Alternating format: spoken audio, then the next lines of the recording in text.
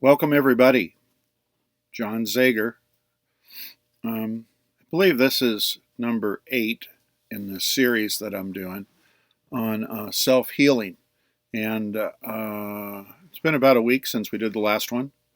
And I've been doing some more research. I'm just adjusting this. I've been doing some more research this past week and came up with some fairly interesting stuff. Um, so I want to share that with you. Um, we have the trendy traditional stuff that's going on the internet right now around self-healing, thought healing, and there's a lot of really highly qualified professionals out there that are doing incredible research and coming across fantastic results with people um, getting out of their wheelchairs and walking and just standing, walking across the room. Cancer patients that are no longer, they can't find cancer anywhere in their body. Uh, Different kinds of illnesses and I guess uh, treatment type stuff that hasn't been successful in the past. And what they're teaching now with these programs are producing some incredible results. And that's what we've been talking about here for the last 7 videos, anyway, 7 weeks or thereabouts. And pretty happy to say I'm obviously working on it. That's what I'm doing this series about. And mine is on hypertension, high blood pressure. And we're kind of seeing or going to see how this turns out. So this is a real beneficial series. It's actually a student, me, attempting to use all the tools and stuff that they're teaching and listening to all of their information and science and applying it. And I don't know, other than just being there, uh, I'm trying to find out if this actually will work for me. So I'm excited about that. There's a couple other things I ran across this week. So um, my background is clinical psychology, so I'm a clinician. 38 years, and that's kind of what I treated, compulsive disorders and the like. So I'm leaning this series of videos on self healing and kind of prioritizing the emotional aspects of the whole recovery process and being able to thought heal in regards to emotions and the like. So we have the physical stuff that's going on and great results. We do have other people doing research around self healing with emotions and anger and depression and anxiety and those kinds of things. And they're coming across some good results as well. But what I ran across this week, and it's been around forever and ever and ever, but it's I just decided to kind of study it a little bit this week. And again, I don't have the resources to go out and talk to these people individually. I wish I did. So I'm limited to going on the internet and reading everything I can and listening to all the interviews and just kind of working from that sort of information. But a lot of this stuff you already know that I'm going to mention here in a second. So there's this, and I'll give you one example, and you can kind of hypothesize that there's other cases out there that we all know or have heard about. There's this lady, this is several years ago, and she has a son, and he's small at the time, and they're in an inner city, right? Living in an inner city, single parent. Um, and the resources are pretty small, not a lot of money, and there's gang violence, drugs, crime, uh, alcoholism, kids getting shot. I mean, there's all this negative stuff going on within their neighborhood. And what's interesting is that she has this goal for her son to attend college. Okay. And the odds are against him. I don't know, everywhere that you look, it seems unlikely that this young guy would eventually end up in college and, be successful. He might grow up and be in a trade or a lesser college or no school of any kind. Might end up into some gang, some violence, some drugs, some whatever it is, criminal activity. So she keeps telling him every day when he's a little guy that he's just the best, most wonderful little kid she could ever think of having, and that he is going to um, go to college one day and be highly successful and achieve all the goals and dreams that he thinks about. And mom keeps instilling this in her child, right? Year after year, week after week, month after month, year after year. Eventually, he gets into high school. No crime, no violence, no gang, right? So it's working. It seems to be working. He's paying real close attention to mom, and he's obviously enjoying the whole concept of so much support and empowerment and being inspired by his mom and her belief. And her belief is clearly, accept, believe, and surrender. Burn the ship. It's just going to happen. And she's got a background, pretty religious lady, and her faith uh, is taking her down this path with her son. The little guy ends up in high school doing fine, applies for college, and gets a letter back and is accepted to Harvard University, right? I mean, you would not expect that. Hooray that happened. But it's not like he got into a college, which would have been remarkable and miraculous at that point. But he got into Harvard, a pretty prestigious school, and he went on and was just truly successful and um, did everything that his mother said. So there's a third category here that's kind of a faith-based belief system. In all three, what seems to be common is accept, believe, and surrender without a doubt. It's not a maybe or anything like that. It's just you accept, you burn the ships, and you have one way to go. And it's success, however you carve it out. So that's that's the common denominator that we see with these students, people, whether they're in classes, or treatment or just people on the street. That seems to be what's working for them when all of a sudden there's um, somewhat, we'll call it spontaneous recovery, self healing of any kind. And that's kind of cool. The the thing I wanted to also mention was not that many years ago. I guess what would it be? Maybe 8 or 10 years ago. I've published 4 books, but my first book around empowerment was kind of a comparison between affluent families, families that were fairly well off, and maybe not so affluent families.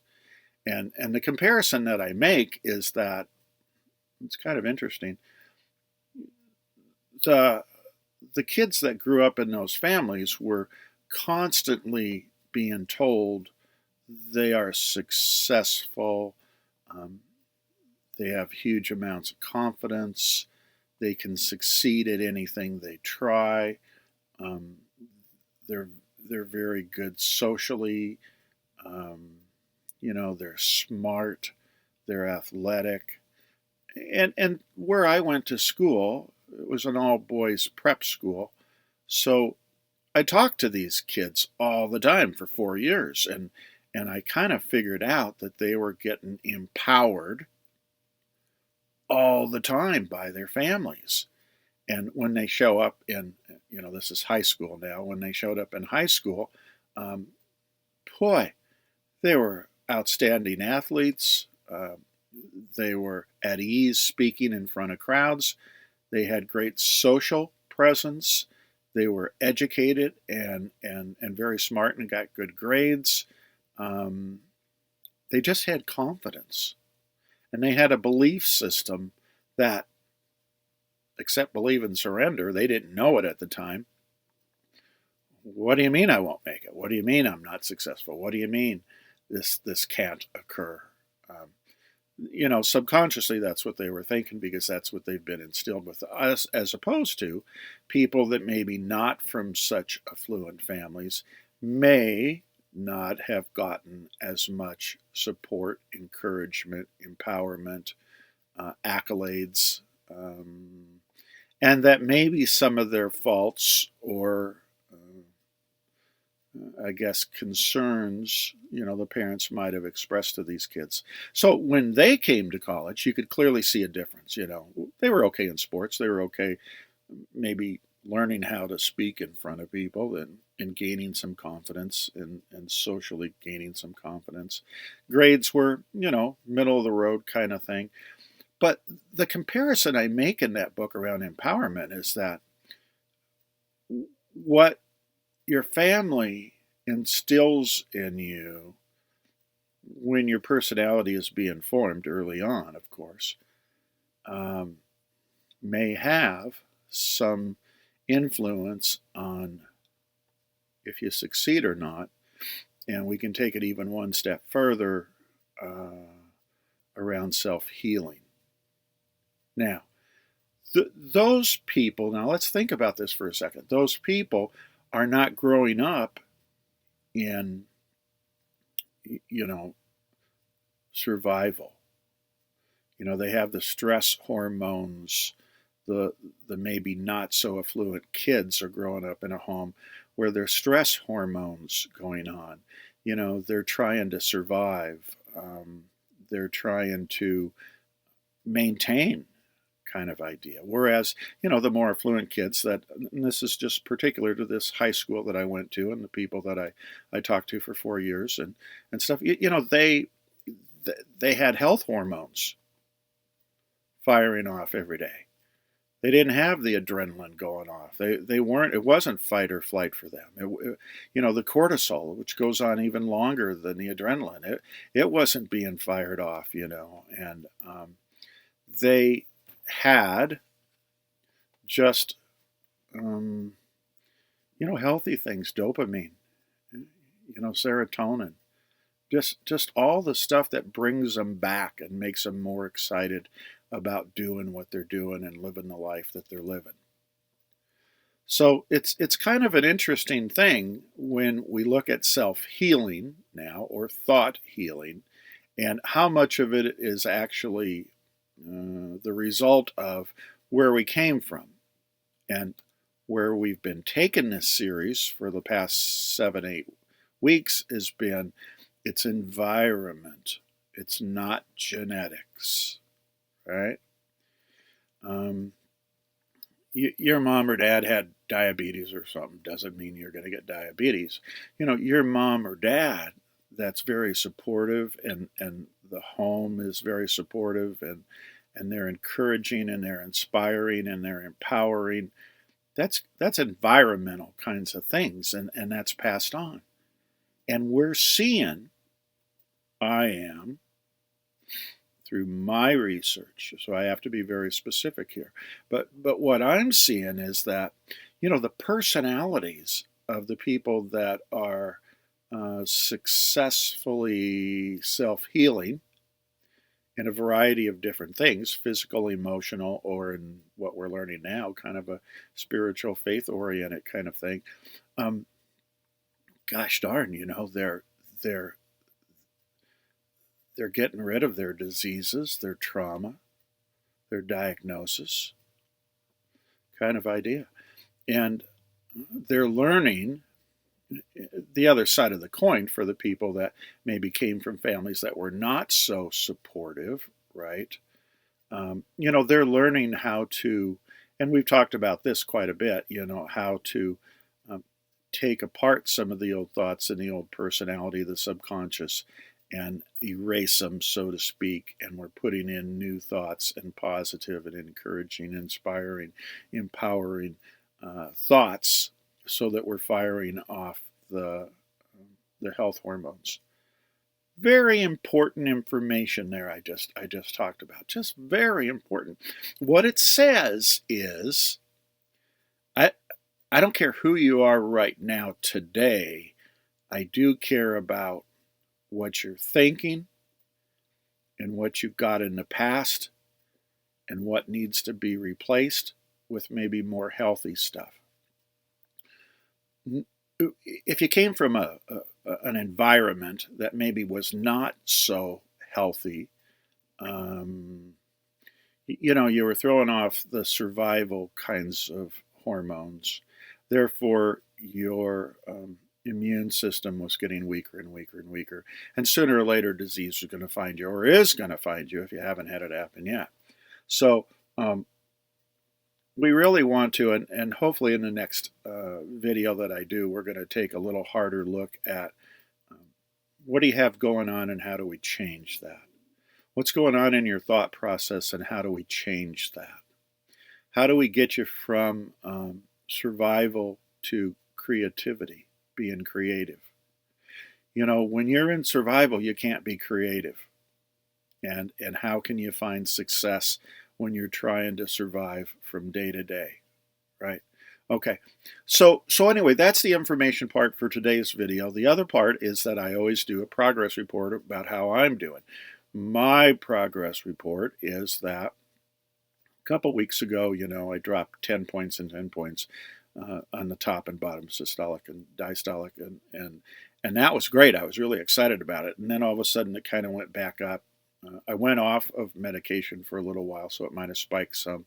And now it's dropped back down a little bit more on both the top and the bottom. Not drastic or significant, but I was able to see that it's dropped. So there's something going on. The other thing too is that my meditations are working more. I'm really aware of my meditations working. I can just feel, and we're going to have to go back and talk about a little more in depth on the meditation things that are required for the self-healing. So progress. Where is it going to end and will it be successful or not? I still can't say. We'll probably do another 10 of these videos and be able to make a conclusion at the end of that time, what's going on. So progress with that. The depression, because I talked about depression and anxiety, right? So depression on my part, I don't know. I haven't seen it since week 1, 2, or 3, somewhere in there. It's gone. I don't know where it went. Must be something that I'm doing. Number 2, the anxiety, which is real critical for me, has subsided significantly. But what I do get is little spikes of the irrational thinking when the anxiety comes up. But I notice it's really short-lived, and so that's improving as well.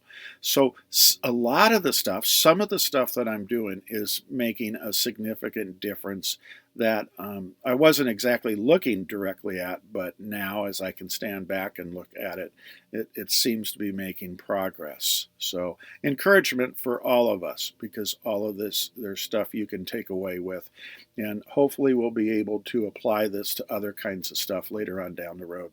So good.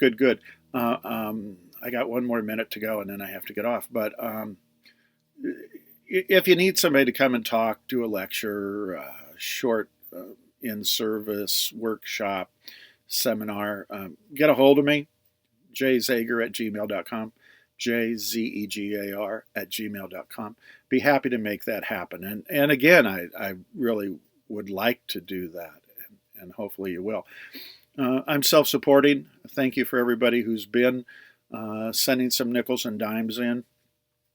Please, if you can find a little bit of that to do, just send it to my PayPal account, jzegar@gmail.com. I really do need that. And I'm on a shoestring budget, and it just is really helpful in my research. So thank you very much for that. Next week, we've got a big week coming up. Got a lot of research going on, and I'm looking forward to talking with all you guys next week. And hope you have a good one. God bless and take care. Bye bye.